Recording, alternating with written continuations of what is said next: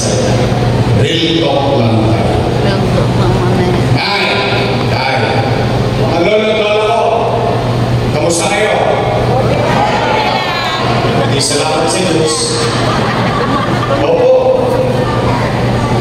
Bagay na dapat natin ipagpasalamat sa Diyos. Bakit? Ilang taon pa lang ang nakakalipas. Lahat tayo. Natatakot tayo. Kasama kami. Na baka tayo magutom. Baka tayo mamatay sa infeksyon ng COVID-19. Sa sobrang pangamba, takot natin, kahit sa loob ng bahay, kinakabahan tayo. May umahaching na. Pansin, ay may COVID, may COVID. Ganun tayo. Nag-aalala. Kaya, bagay na dapat natin ipagpasalamat sa Diyos dahil ano-anuman ang hirap at pagsubok na pinagdaanan natin. At ano-anuman ang hirap at pagsubok na patuloy natin pinagdaanan ngayon. Salamat sa Diyos, ito tayong lahat.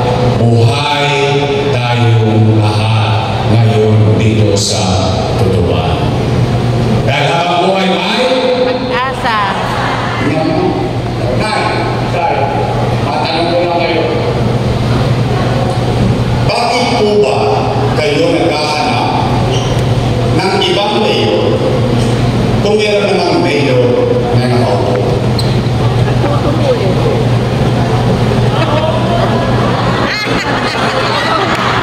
yan.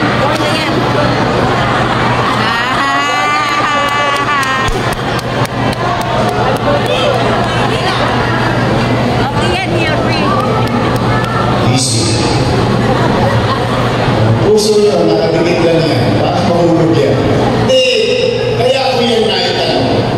Siyempre, nangangamba din ako. Bakit? Dahil yan mga nakaupo, mga alaga ko po yan. Opo.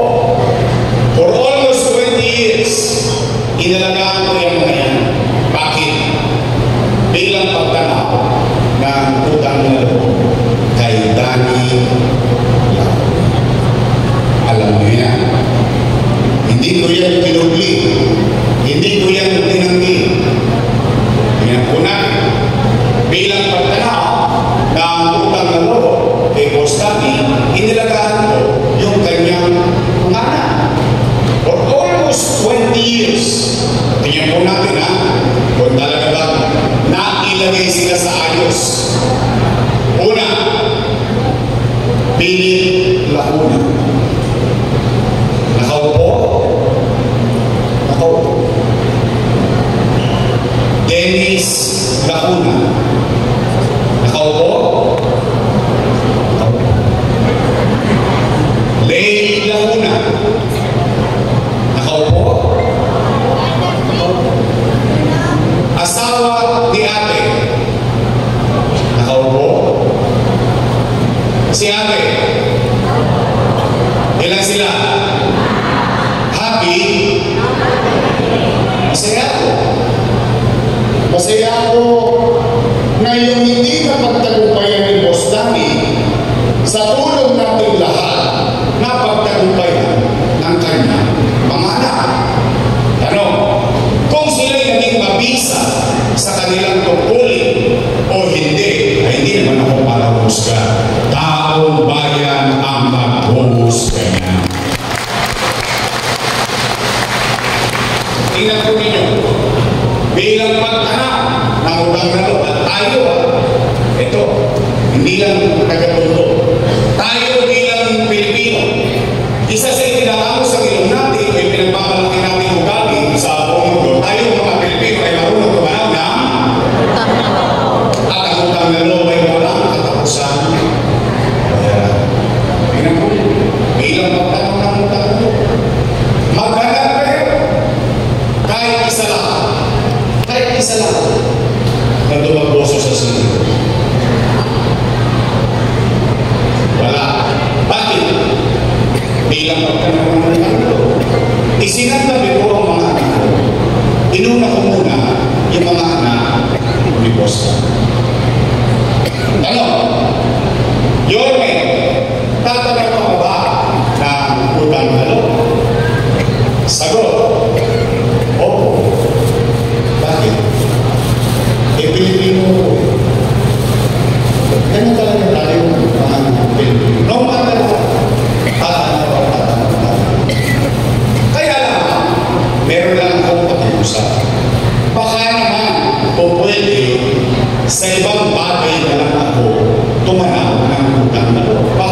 Initangulogin man ako sa taong bayan. Kung wala ang Diyos at wala kayo, wala ako sa pinalalagyan ko ngayon. Masama naman ba pakinggan ko yung panawagan ng taong bayan? Ay yung taong bayan ang sumisigaw na, Bumalik ka na. Bumalik ka na. Bumalik ka na. Bumalik ka na. yung taong bayan sumisigaw na bumalik ka na, yung sumisigaw na, wala na ba ka na?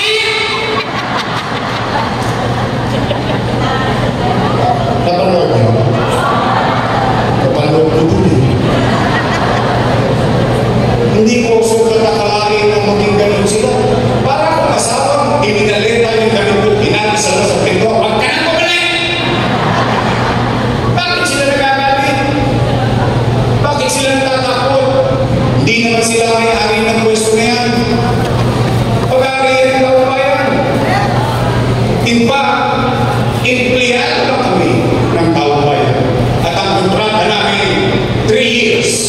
After 3 years, expire. Tapos pabalik ka sa taong bayan. Pagsasabi ka ng bagay na ginawa mo, at pag nagustuhan ng taong bayan ginawa mo, i-renew ka ng taong bayan. Another 3 years. Tama ba rin? At ang katotohanan, ang isang leader, kapag naging mabuti siya sa kanyang puli, ipo-promote pa siya ng taong bayan. Katulad ng ginawa niyo sa akin. 23 anyos, ginawa ninyo ang pagkusihan, mga taga-tamulo. Tapos, ulit, kusihan. Tapos, ulit, kusihan. 9 years, finish or not finish, pass your paper. Tama ko ba?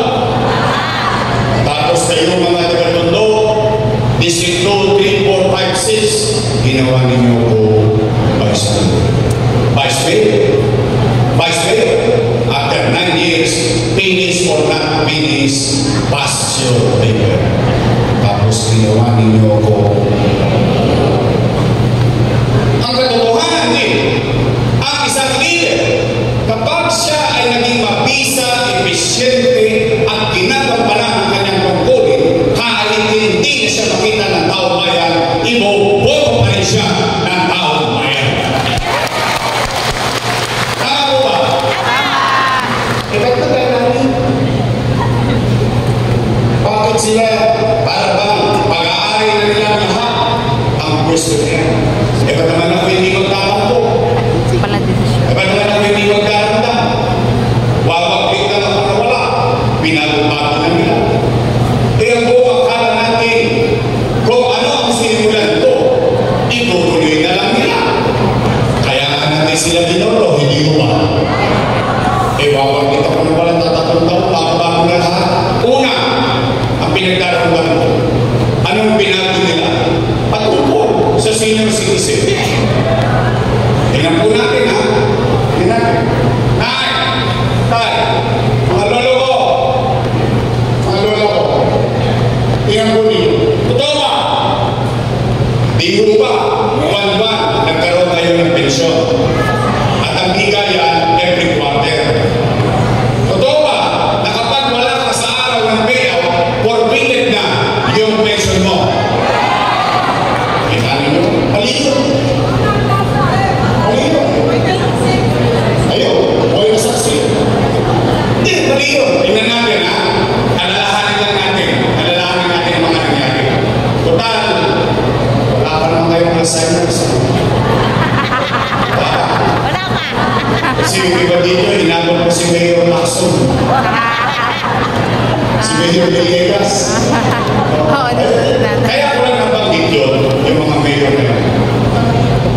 Sa hinahaba ng panahon ng pamumuhay dito sa Maynila, for the first time, bumoto kayo ng batang mayor. First time. Kasi pinumoto sa Maynila na mayor, laging konti na lang yung birthday. Totoo na lang. Tama ba? For the first time, bumoto kayo ng batang mayor. At yung batang mayor ngayon, nakaisip ng programa para sa mayaman, para sa middle class, para sa mahirap, sa may sakit o wala, botante o hindi. Pantay-pantay lahat ng senior citizen may pensyon buwan-buwan sa Luzon ng Maynila. Tama ko ba? Tama. First time. Okay. Ayun. Anong sabi ko? Tumaratag ka, kapag hindi mo nakuha yung first quarter, doble ka sa second quarter. Tama mali? Ano ba sabi ko? Pag hindi mo nakuha first quarter, second quarter, pagdating ng third quarter, triple ka. Tama mali? Ano ba sabi ko? Mga lolo ko, pumanatag kayo. Pag hindi mo nakuha yung January hanggang Nobyembre, pagdating ng Disyembre, maglulubili tayo.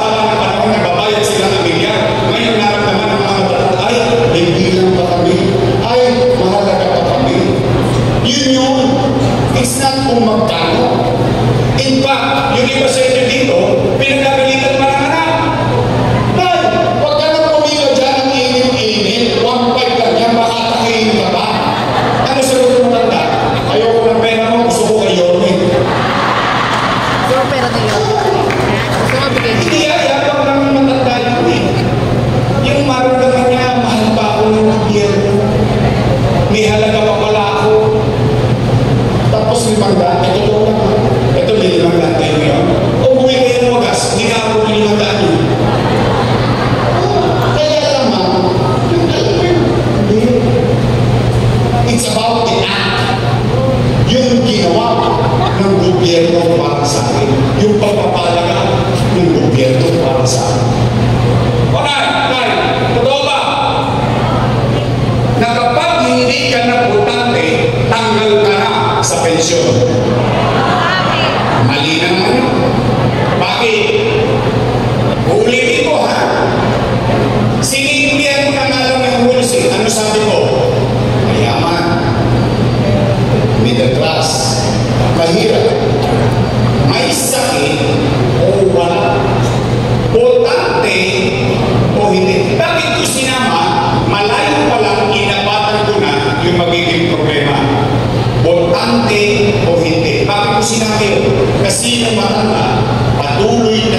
tatanda. Tatanda at tatanda. Tatanda at magkakasakit. At pag nagkasakit, halimbawa, asawa mo, buhay pa, humihinga pa, tao pa, mamamayan ka ng puso. 6 na taong hindi nakabuboto, tanggal na sa listahan ng kurante. Tama mali? Pero buhay pa. Dahil sa walang boto, walang pensyon. Wow! Ang lupit nyo din. Tatanggalin kayo. Una-una lang yan. Mauna na sila. Masakit yun eh. Kaya nga hindi nyo napansin, pinagpantay-pantay ko ang tao.